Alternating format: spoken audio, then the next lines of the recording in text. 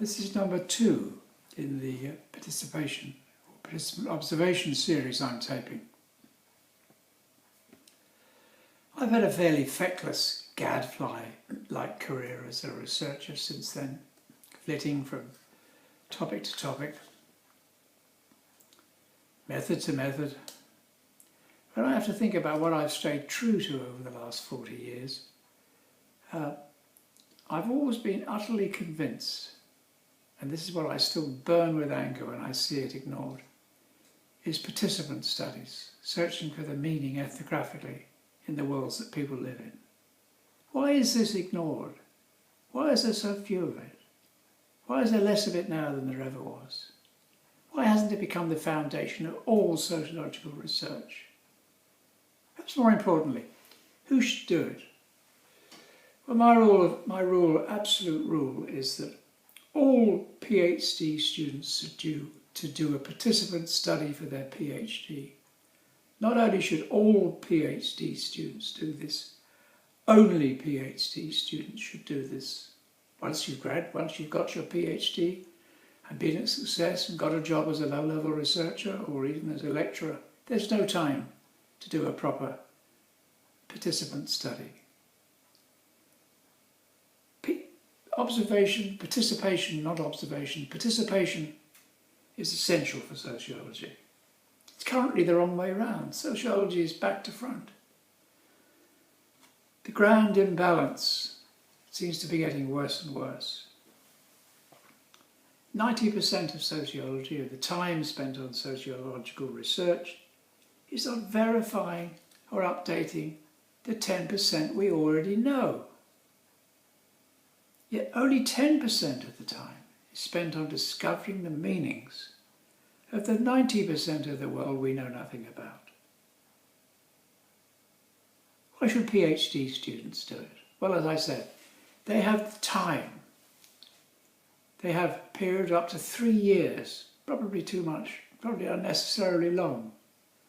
But they have at least a couple of years they can immerse themselves in the field as a true deep cover participant. Deceitful, yes, but that's what works. There's no training needed to do participant observation. You look at some of the masters, what some of the masters have said about doing participant work as recommended here. Take Alfred Kroeber. When asked by a potential participant PhD student what he or she should do, he said, buy a notebook and pencil. Evans Pritchard. Slightly longer advice, but nevertheless much the same, and perhaps based on his rather uncharacteristic experience. But he said, behave like a gentleman, keep off the women, take the quinine daily, and play it by ear. What did Don Roy, one of the greatest participant sociologists and author of the magnificent pieces of work such as Banana Time, which he published in Human Relations in 1960, a study of conversations amongst factory workers. Write it all down, said Don. That was it. Even if you want a literary referent, you can't go further or better than Hemingway's Tell It Like It Is.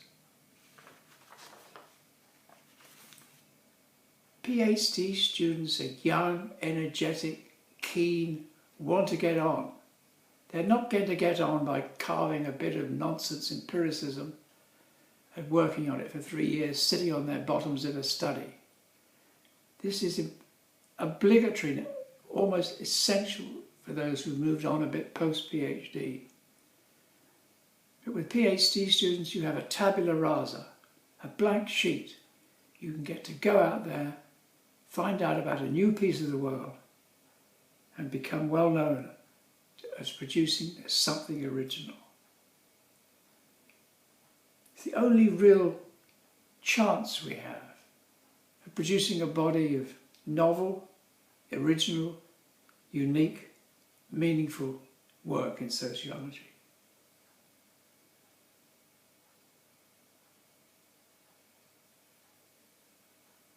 If we don't do this, participant work will decline in the future. How could it possibly succeed? How could it possibly grow? Imagine a series of PhD students going on to become lecturers who haven't done participation. How are they going to tell someone, the next generation, how to do proper participant work if they haven't done it themselves? Perhaps this is the reason. So, in sum, all PhD students in sociology should do participant studies. Absolutely. No one else but PhD students should be encouraged to do so because there simply isn't possible where they're concerned. Just imagine 50 graduate students emerging each year, graduate PhDs, with 50 pieces of novel, well-based, participant-derived, inductive ethnography under their belts that we could read. That's the end of this second part.